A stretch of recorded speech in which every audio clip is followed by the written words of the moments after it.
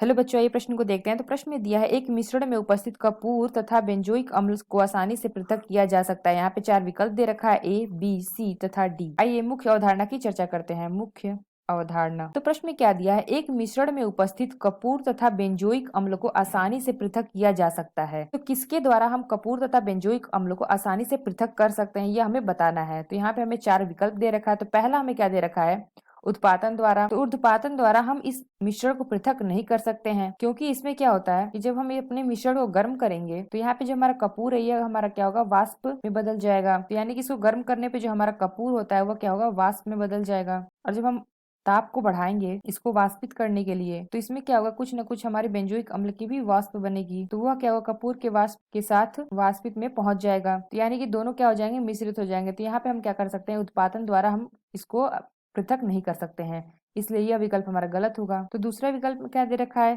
विलायक से निष्कर्षण द्वारा। तो जब हम किसी विलायक में कपूर और बेंजोइक अम्ल के दोनों को मिश्रण को मिलाएंगे तो यहाँ पे क्या होगा, हमारा बेंजोइक अम्ल विलायक जो हमारा क्षारीय प्रकृति का हो या अम्लीय प्रकृति का हो। तो अगर क्षारीय प्रकृति का हुआ तो जो हमारा बेंजोइक अम्ल है उसके साथ क्रिया करेगा और क्या करेगा, वह लवण बना लेगा। तो यहाँ पे विलायक के निष्कर्षण द्वारा यह भी हमारा संभव नहीं है इन दोनों को पृथक करना। यानी कि जो हमारा कपूर है वो भी क्या होगा, विलायक में घुल जाएगा। इसको हम पृथक नहीं कर सकते हैं विलायक से निष्कर्षण द्वारा। तीसरा क्या दे रखा है, प्रभाजी क्रिस्टल द्वारा। तो प्रभाजी क्रिस्टलन ये हमारा क्या होता है, कार्बनिक यौगिकों के लिए आवश्यक होती है, की सहायता से हम कार्बनिक यौगिक के मिश्रण को एक दूसरे से पृथक कर सकते हैं। तो इस विधि में क्या होता है, दो या दो से अधिक ठोस कार्बनिक यौगिकों के मिश्रण में से उन्हें अलग अलग शुद्ध अवस्था में प्राप्त करने के लिए इसका हम प्रयोग करते हैं प्रभाजी क्रिस्टलन का। तो यहाँ पे हमें क्या दे रखा है, कपूर और बेंजोइक अम्ल। तो ये हमारे क्या है, ठोस अवस्था में कार्बनिक यौगिक नहीं है, तो इसलिए यहाँ पे हम प्रभाजी क्रिस्टलन का उपयोग नहीं कर सकते हैं इनको पृथक करने के लिए। तो यह विकल्प भी हमारा गलत होगा। तो चौथा क्या दे रखा है, रासायनिक विधि द्वारा। तो ये जो हमें मिश्रण दे रखा है कपूर तथा बेंजोइक अम्ल को, इसको हम आसानी से पृथक कर सकते हैं रासायनिक विधि द्वारा। तो इसमें क्या होगा, जो